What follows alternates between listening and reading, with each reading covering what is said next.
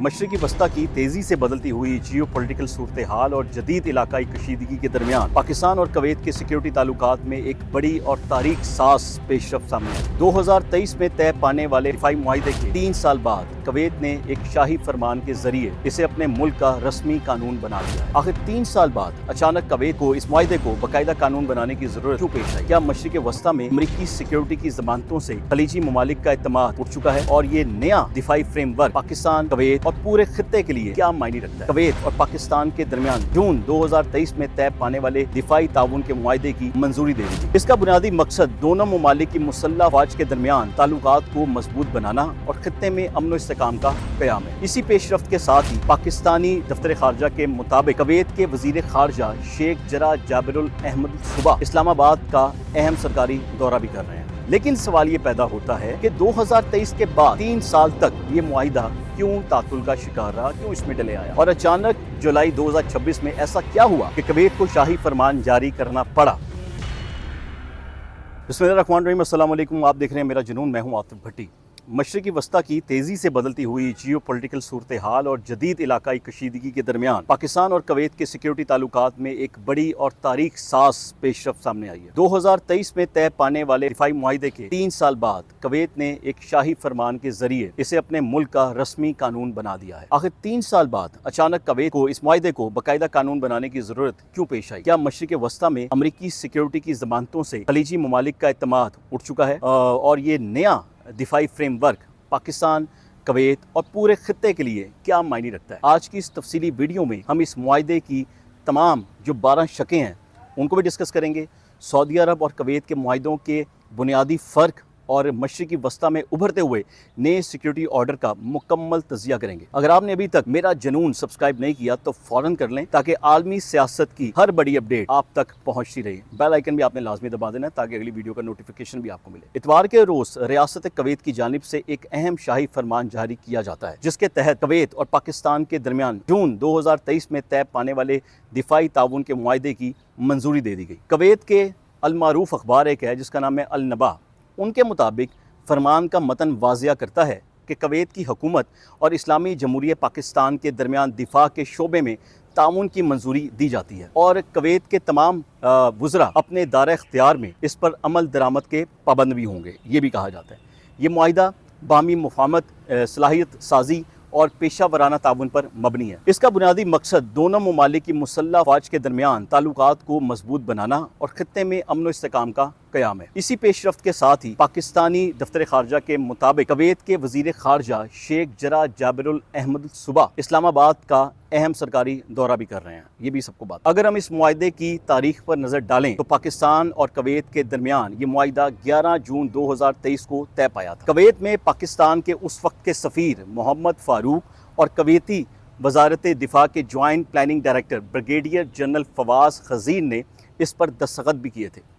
Kuwait के साथ पाकिस्तान का दिफाई ताउन कोई नया नहीं है बल्कि इससे पहले भी हो चुका है। जैसे मैंने आपको बताया, पाकिस्तानी सफ़ीर ज़फ़र इकबाल के मुताबिक दोनों ममालिक के मिलिट्री टू मिलिट्री ताल्लुकात 1980 की दहाई से कायम हैं, लेकिन अब बदलते हुए आलमी और इलाकाई हालात के तहत इन गैर रस्मी ताल्लुकात को एक बाकायदा इंस्टीट्यूशनल फ्रेमवर्क की शक्ल दी गई है। लेकिन सवाल ये पैदा होता है कि 2023 के बाद 3 साल तक ये मुआहिदा क्यों तातुल का शिकार रहा, क्यों इसमें डिले आया और अचानक जुलाई 2026 में ऐसा क्या हुआ कि कवैत को शाही फरमान जारी करना पड़ा? इसका जवाब जानने के लिए कि जो 12 शकें हैं और खित्तों की मौजूदा जंगी सूरत हाल है उनको समझना होगा। पाकिस्तान और कवैत के दरमियान इस दिफाई मुआहदे पर कुल 12 अहम शकें शामिल की गई हैं जिनका मैं जिक्र इस व्लॉग में करूँगा, जो दोनों ममालिक के सिक्योरिटी तामुल की हदूद का तयन करते हैं। पहली शक है मकसद। मुआहदे का बुनियादी मकसद जो है वो है मकामी कवानीन और इंटरनेशनल जिम्मेदारियों के तहत दिफा और फ़ौजी तरबियत की बुनियादी फ्रेमवर्क का तयन करना है। शक 2 शोबाजात। इस शक के तहत लॉजिस्टिक, मिलिट्री ट्रेनिंग, एहलकारों और स्किल्स का तबादला है। मिलिट्री इंटेलिजेंस, दिफाई टेक्नोलॉजी है, उसमें ताउन किया जाएगा। शक नंबर 3 अमल दरामद। बामी मुफादात, ज़रूरियात के मुताबिक हर साल मुश्तरका सरगर्मियों के लिए सालाना मनसूबा यानी एनुअल प्लान्स तैयार किए जाएंगे कि इसको किस तरीके से करना है और किस बुनियाद पर कहाँ तक लेके जाना है। अब आती है शिक नंबर 4, दोनों ममालिक की वजारत दिफा इस मुआहिदे पर अमल दरामद की बराह रास्त ज़िम्मेदार होंगी। शिक आ गई 5, इस मुश्तरका फ़ौजी कमेटी यानी एक मुश्तरका फ़ौजी कमेटी जॉइंट मिलिट्री कमेटी कायम की जाएगी, जिसके इजलास सालाना बुनियादों पर हमेशा होंगे। शिक 6 और शिक 7 ये शिकें हसास इंटेलिजेंस मालूमात को खुफिया रखने और इंटेलेक्चुअल प्रॉपर्टी राइट्स के तहफ़्फ़ुज़ का अहाता करती हैं, यानी ये बड़ी अहम शिक है। शिक 8 जो है मुख्तलिफ़ सरगर्मियों के मालियाती इंतज़ामात के जो असूल हैं वो तय करती है। शिक 9 आ गई, ये शिक इंतहाई अहम है। ये वाज़िया करती है कि मुआहिदा दोनों फ़रीक़ैन के दीगर आलमी मुआहिदों या ज़िम्मेदारियों पर असरअंदाज नहीं होगा। शिक 10 किसी भी इख्तलाफ की सूरत में मामले को बाहमी अफ़ाम तफ़हीम से हल किया जाएगा। इसे किसी तीसरे फरीक या मकामी या इंटरनेशनल अदालत में नहीं लाया जाएगा, ये इसमें तय कर दिया गया। शिक 11 और शिक 12 तहरीरी रजामंदी से तरमीमी तरीक़ेकार और मुआहिदे की मुद्दत और तजदीद के हतमी ज़वाब्त बताती है। तो अब बात ये भी कर लेते हैं कि कुवैत और सऊदी अरब के मुआहिदों में फ़र्क क्या है, क्योंकि लोग कह रहे हैं कि जी ये सऊदी अरब से मिलता जुलता फ्रेम है। तो मैं आपको उसके बारे में ये बता दूं कि यहाँ एक बहुत बड़ा सवाल उठता है कि क्या कुवैत के साथ ये मुआहिदा भी सऊदी अरब के साथ किए गए मुआहिदे की तरह है। तो जनाब इसका जवाब है बिल्कुल नहीं, क्योंकि सितंबर 2025 में पाकिस्तान और सऊदी अरब ने एक बाहमी दिफा के स्ट्रेटेजिक मुआहिदे पर यानी कि एक जॉइंट स्ट्रेटेजिक डिफेंस एग्रीमेंट पर दस्तखत किए थे। इसकी रूह ये थी, यानी इसका मकसद ये था कि किसी एक मुल्क के ख़िलाफ़ अगर बैरूनी जारहियत को दोनों ममालिक, अगर बैरूनी जारहियत होती है तो दोनों ममालिक के ख़िलाफ़ उसे जारहियत तस्वुर किया जाएगा, यानी अगर एक पर हमला होगा तो दूसरे पर उससे हमला तस्वुर किया जाएगा। इसी अज़म के तहत अप्रैल 2026 में पाकिस्तान की फ़िज़ाइया के लड़ाका तैयारे और मिलिट्री दस्ते सऊदी अरब की शाह अब्दुल अज़ीज़ एयरबस पर तैनात भी किए गए थे, ये भी सब लोग जानते हैं। इसके बरक्स कुवैत के साथ होने वाला मुआहिदा बाहमी दिफा यानी म्यूचुअल डिफेंस का नहीं है, बल्कि दिफाई ताउन डिफेंस कॉपरेशन का है। इन दो बातें अलग अलग हैं, इनको अपने ज़हन में रखना है। सऊदी अरब के मुआहिदे में वाज़िया है कि एक पर हमला होना दूसरे पर हमला समझा जाएगा, जैसे मैंने आपको पहले भी बताया। लेकिन कुवैत के मुआहिदे में ऐसी कोई शिक मौजूद नहीं है। ये मुआहिदा सिर्फ तरबियत, लॉजिस्टिक, इंटेलिजेंस और टेक्नोलॉजी की हद तक महदूद है, यानी AI और टेक्नोलॉजी की हद तक महदूद है। यानी अगर कुवैत पर कोई हमला होता है तो पाकिस्तान का बराह रास्त जंग में कूदना लाजमी नहीं है। सवाल है कि आखिर कुवैत ने 3 साल बाद इस मुआहिदे को अचानक अपने कानून का हिस्सा क्यों बनाया। इसका जवाब खित्ते में जारी कशीदगी और 28 फरवरी 2026 से शुरू होने वाली अमरीका, ईरान और इसराइल जंग में छुपा है। जंग के आगाज़ से अब तक ईरान ने खलीज में उन ममालिक को, अगर मैं बात करूँ कि जो बाकी ममालिक थे खलीज के अंदर मौजूद थे, उन ममालिक को जवाबी कार्रवाइयों में निशाना बनाया है जहाँ अमरीकी फ़ौजी अड्डे मौजूद हैं। बहरीन और कुवैत इस सूरत हाल में सख्त मुतासिर हुए हैं, इस बात को जानते हैं। जबकि कुवैती एयर डिफेंस ने मुतअद्दिद ईरानी ड्रोन्स और मिसाइलों को फ़िज़ा में तबाह करने का भी दावा किया था उस दौरान जब ये इशूज़ क्रिएट हुए थे पूरे खलीजी ममालिक में। मशरिकी वस्ता में अमरीकी जियोपॉलिटिकल असर रसूख तेज़ी से कमज़ोर हुआ। खलीजी रियासतों को अब अमरीका की दी गई सिक्योरिटी ज़मानतों पर बज़ारन ये देखने में आया कि शायद एतमाद नहीं रहा जो माजी में हुआ करता था।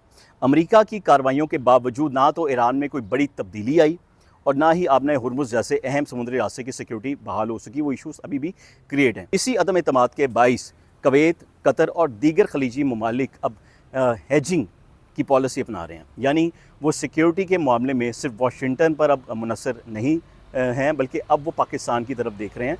वो पाकिस्तान को दुनिया का सबसे बेहतरीन इत्तेहादी और एक ताकतवर मुल्क समझते हैं और पाकिस्तान को अपना हर बेहतर मुहाफ़िज़ तस्वुर कर रहे हैं, हर सूरत में, हर हाल में। हिंदुस्तानी एक दिफाई तजियाकार है, उसका सुहानी जिसका नाम है, उसका कहना है कि जी GCC ममालिक अब अमरीकी सिक्योरिटी छतरी की बजाय एक इस्लामी फ्रेमवर्क की तरफ बढ़ रहे हैं। इस वक्त खत्ते में तुर्की, मिस्र और पाकिस्तान, स्पेशली तौर पे पाकिस्तान का जो किरदार है वो इंतहाई अहम हो चुका है। सऊदी अरब और ईरान दोनों को ही इस वक्त पाकिस्तान की ज़रूरत है। अब ये वो लोग ख़ुद भी जानते हैं। भाई तारीफ़ वो है जो दुश्मन करे, और ये सेहरा जाता है फील्ड मार्शल सईद आसिम मुनीर की जो सफारती पॉलिसी है उसके ऊपर। 2025 में पाकिस्तान और भारत के दरमियान होने वाली जो लड़ाई थी, जो जंग थी, उसने आलमी सतह पर पाकिस्तान की फ़ौजी सलाहियतों और साख में ज़बरदस्त इजाफा किया था, पूरी दुनिया ने देखा। इसके अलावा ईरान और अमेरिका के दरमियान सालिसी का किरदार भी पाकिस्तान ने अदा किया। उस दौरान भी पाकिस्तान की अहमियत और बढ़ गई। कुवैत इस मुआहिदे के ज़रिए दुनिया और अपने इत्तेहादियों को ये पैगाम दे रहा है कि वो अपनी सिक्योरिटी ताल्लुकात को डाइवर्सिफाई कर रहा है और पाकिस्तान तारीख़ के हर दौर में एक काबिल एतमाद एटमी اور ملٹری پارٹنر رہا ہے، اس میں کوئی شک نہیں ہے۔ سوال یہ ہے کہ پاکستان کو اس شراکت داری سے کیا فائدہ ہوگا، یہ بڑی اہم بات ہے۔ تو خلیجی ممالک پاکستان کو ایک مضبوط ایٹمی طاقت کے طور پر دیکھتے ہیں۔ بدلے میں پاکستان کو ان ممالک سے کیا ملے گا، یہ ہے سوال۔ تو میں آپ کو بتا دوں کہ بدلے میں پاکستان کو ان ممالک سے سستا تیل، انویسٹمنٹ، روزگار کے مواقع، فارن ایکسچینج جو ریزرو ہیں وہ ملے گا، اس میں استحکام پیدا ہوگا۔ کویت پاکستان کو قرضوں کی جدید اور معاشی ریلیف دینے میں اہم کردار ادا کر سکتا ہے۔ اس معاہدے کے تحت پاکستان کویت کو اپنا تیار کردہ ملٹری سامان ہو، اسلحہ ہو جو کہ لیگل ہے، اور ٹیکنالوجی فراہم کر سکے گا، جس سے پاکستان کی دفاعی صنعت یعنی ڈیفنس انڈسٹری جو ہے اس میں مزید ترقی اس سے ملے گی، اس کو تقویت ملے گی۔ خلیجی خطے میں فیلڈ مارشل سعید عاصم منیر اور پاکستانی قیادت کی پالیسیوں کے مثبت نتائج اب سامنے آ رہے ہیں، اور پوری دنیا یہ بات جانتی ہے، جس سے مشرقی وسطی کی سیاست میں پاکستان کا مرکزی کردار سمجھا جا رہا ہے اور کردار قائم ہو بھی رہا ہے۔ اور کویت کے ساتھ اس دفاعی معاہدے اور مضبوط ہوتے تعلقات سے عام پاکستانیوں اور مجموعی طور پر ملک کو چار بڑے اہم جو ہیں لوگ ہیں یا آپ سمجھے شعبے ہیں، ان میں فائدہ حاصل ہوگا۔ کویت اپنی مسلح افواج کی جدید کاری، لاجسٹک اور تکنیکی شعبوں کے لیے پاکستانی ماہرین، انجینئرز، تکنیکی عملے اور ملٹری انسٹرکٹرز کی خدمات حاصل یقیناً کرے گا۔ اس سے پاکستانی پیشہ ور افراد کے لیے کویت میں روزگار کی نئی راہیں کھلیں گی۔ جب زیادہ پاکستانی کویت میں روزگار حاصل کریں گے تو وہ پاکستان زر مبادلہ بھیجیں گے، پیسے پاکستان میں آئیں گے، جس سے ملک کے غیر ملکی زر مبادلہ کے ذخائر جو ہے وہ اور مضبوط ہوں گے اور روپے کو سہارا ملے گا۔ یہ سب کچھ پاکستان کے لیے کی بہتری کے لیے ہو رہا ہے۔ کویت پاکستان کے ان اہم خلیجی دوستوں میں شامل ہے جو مشکل وقت میں مالی امداد اور مرکزی بینک میں رقم ڈپازٹ رکھتے ہیں۔ اس قسم کے سرکاری اور قانونی معاہدوں سے دونوں ملکوں کے درمیان اعتماد بڑھے گا، اور بڑھتا بھی ہے اگر دو ممالک اس میں شامل ہوں، جس کے نتیجے میں کویت کی جانب سے پرانے قرضوں کی جدید اور نئے معاشی پیکج ملنے کے امکانات روشن ہوتے ہیں۔ سیکیورٹی تعلقات میں بہتری سے کویتی سرمایہ کاروں اور Kuwait fund for Arab economic development کا پاکستان میں سرمایہ کاری پر اعتماد بحال ہوگا۔ جیسے پہلے بھی انہوں نے بڑا اچھا پاکستان پہ اعتماد کیا اور پاکستان کو فارن کرنسی بھی آئی، جس سے پاکستان کے مختلف ترقیاتی منصوبوں اور انرجی سیکٹر میں پیش رفت ہوگی۔ معاہدے کی شقوں میں تکنیکی اور دفاعی تعاون شامل ہے۔ پاکستان کا تیار کردہ دفاعی سامان جیسے GF-17 تھنڈر ہو گیا، ڈرونز ہو گئے، شاہین اور دیگر ایسی چیزیں ہو گئی، کویت کو برآمد کیے جانے کا راستہ ہموار ہوگا، جس سے پاکستان کی دفاعی صنعت کو اربوں ڈالرز کا زر مبادلہ مل سکتا ہے، جو کہ ڈیفینیٹلی پاکستان میں مفاد عامہ کے لیے وہ استعمال ہوگا، پاکستانی انٹرسٹ میں استعمال ہوگا۔ سیاسی اور سفارتی اثر و رسوخ جب کسی ملک کے ساتھ دفاعی اور سیکیورٹی تعلقات قانونی بنیادوں پر قائم ہوتے ہیں تو اس سے دیگر شہری اور تجارتی شعبوں پر بھی مثبت اثرات سامنے آتے ہیں۔ ماضی میں پاکستانیوں کے لیے کویت کے ویزوں پر جو سختیاں یا پابندیاں رہی ہیں، اس قسم کے معاہدوں سے ان میں نرمی لانے اور تاجروں اور شہریوں کے لیے ویزا عمل پہلے کی نسبت اب آسان بنانے میں بھی مدد ملتی ہے۔ یعنی جو کچھ بھی کیا جا رہا ہے وہ پاکستان کی عوام کے لیے، ان کے انٹرسٹ کے لیے کیا جا رہا ہے۔ اب دیکھنا یہ ہے کہ آنے والے وقت میں پاکستان ان کے ساتھ کہاں کھڑا ہوگا، اور پاکستان کی جو پبلک ہے، پاکستان کی جو عوام ہے، وہ کس طرح اگر کویت جاتی ہے تو ان کے ساتھ کس طرح کا بہترین قسم کا سلوک ہوتا ہے۔ اس میں کوئی شک نہیں کہ گرین پاسپورٹ کی قدر میں اس وقت اضافہ ہوا جب فیلڈ مارشل سعید عاصم منیر صاحب کی ایک بہتر سفارتکاری پوری دنیا نے دیکھی ہے۔